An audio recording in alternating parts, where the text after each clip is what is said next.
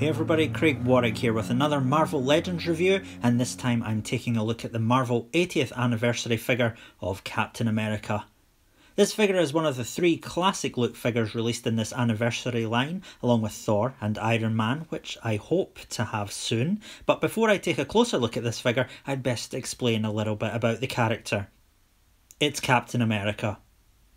With that out of the way, let's take a look at the figure. Cap is looking great out of the box. He immediately comes across as a step up from Hasbro's previous efforts at a comic-styled version of the character, and that's due to a combination of both sculpt and paint. Let's take a look at the sculpt first.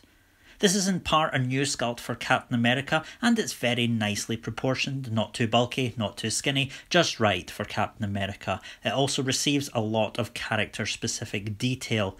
The main thing that jumps right out is the detailed sculpt on the upper torso and shoulders that captures the scale mail armour of Cap's costume. It's been a while since Hasbro released a comic version of Captain America with this level of sculpted detail. To my knowledge, the last time was in 2013 when they released the Marvel Now Captain America, who had sculpted armour detail but was seriously let down by his lack of paint. The new sculpt is very well done and adds a lot of interest to the figure. It even continues on to his bicep, beyond that articulation point. I would fully have expected Hasbro to stop at the shoulder ball, but they've really delivered here.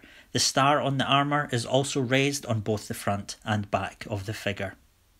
Other costume details are also really nicely sculpted, such as the collar of his armour and the lining between the stripes on his abdomen. His forearms and legs from the thigh swivel down are not new sculpts, but they still look good. But let's get to that head sculpt, or rather head sculpts, as Cap comes with an alternate head as well. The head he is wearing out of the box looks good. It's suitably stoic, not very expressive, but that kind of suits a lot of Captain America's poses.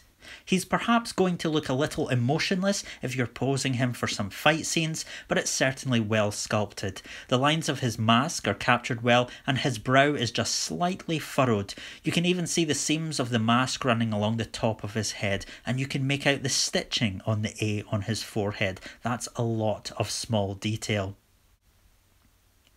The wings of his mask are separate pieces that are pegged and glued into the head. They're also nicely detailed, and you can make out the details of the individual primary and covert feathers. The alternate head is... wait, is that alternate?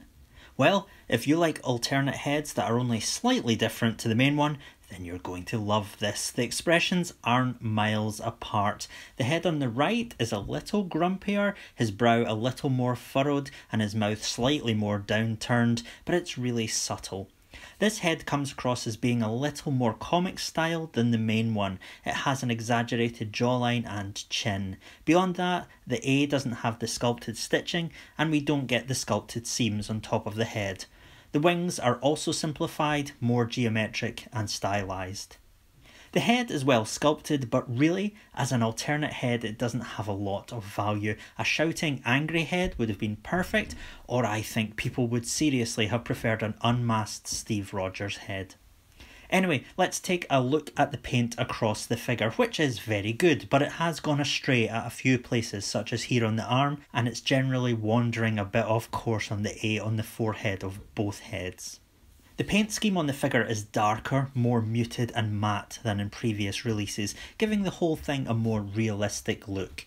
It helps sell this piece as a collector's item. There isn't a whole lot of shading going on, but the dark colour scheme means that's not so obvious. We do get a great metallic paint finish on the scale mail armour. It really shimmers nicely and is hugely appreciated. However, it does stand out in areas where it has not been applied. It looks like the figure has just received a single stripe of this metallic paint sprayed around the upper torso. It's visibly absent from the tops of his shoulders and the underside of his chest and upper back. Overall though, the paint job on the figure is really well done and shows a level of effort we haven't seen on previous comic figures of Cap from Hasbro. Cap comes with a few accessories, of course, the alternate head that we've already looked at, but also these alternate hands. Cap has these open fists and also alternate fists for punching Hydra scumbags. You can swap on hands from other Cap figures such as the pointing hand or the saluting hand he came with in other releases. I think I would rather this Cap figure came with the closed fists and then these hands that we got with the previous releases. He does come with an additional hand with a big swooshing shield effect as part of it. This isn't the first time we've seen this effect. It came with the Secret War Captain America and then the Retro Cap too. I wasn't a big fan of it then, and guess what? Still not a fan of it now. Some sort of clip-on bullet blocking effect like we saw in the Revoltech Cap would have been nice to get with this set, but hey-ho. The effect doesn't separate from the hand as it's moulded as one piece, but the shield does, for what would a Cap figure be without a shield after all? The shield is, well, it's basic. It's a little small and it's a little undetailed, but Cap's shield has always fluctuated in size from artist to artist, and in the comics the coloured design is just painted on the shield rather than having grooves, bolts and ridges like the MCU version. In fact, this shield has less sculpted detail than we've received with previous comic versions of Cap. It's smooth, much like the shield we received with Red Guardian, and doesn't have the sculpted star or stripes. Even the back of the shield is super basic. There are no bolts or straps that we saw in previous shields.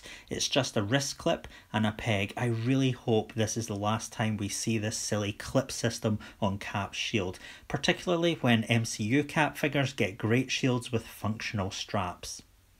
Regardless, the shield clips onto either of Cap's wrists, or he can hold the peg in his open fists. The peg of the shield also fits into the hole on Cap's back. Before we move on to articulation, let's look at a comparison with a previous figure, mainly Toy Biz's Face-Off Captain America. This guy was really the last classic Cap we got that had a decent amount of effort put into him with unique sculpted detail, and for many collectors he has remained the best Cap figure in Marvel Legends. Over time though, Hasbro have created a consistent style and look across their Marvel Legends that the Toy Biz figures just don't fit in with anymore. So for me, this new figure means it's definitely time to retire the Toy Biz Cap. He was an amazing figure and still is, but he just doesn't fit in with what Marvel Legends has evolved into.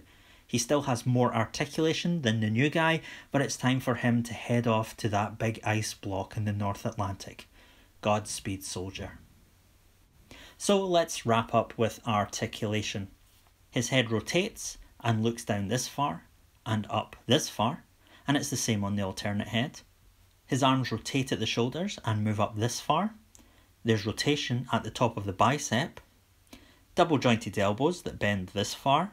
There's rotation at the wrists and they bend this far forward and back. Cap has an ab crunch that bends this far forward and back. There's rotation at the waist, and the belt is a separate soft plastic piece that moves out of the way so as not to block that articulation. Cap's legs articulate at the hips and can kick this far forward, not really back at all, but this far out to the side. He has rotation at the top of the thigh, a double jointed knee that bends this far, rotation at the top of the boot, ankle hinges that bend this far forward and back, and ankle rockers. And as the legend goes, this is his widest possible star-spangled stance, still with both feet flat on the floor. So that's the 80th anniversary Captain America. You know what? After all this, let's just say it. He's the best Captain America Marvel Legends figure there is. He will look right at home in any lineup of heroes. Go pick him up.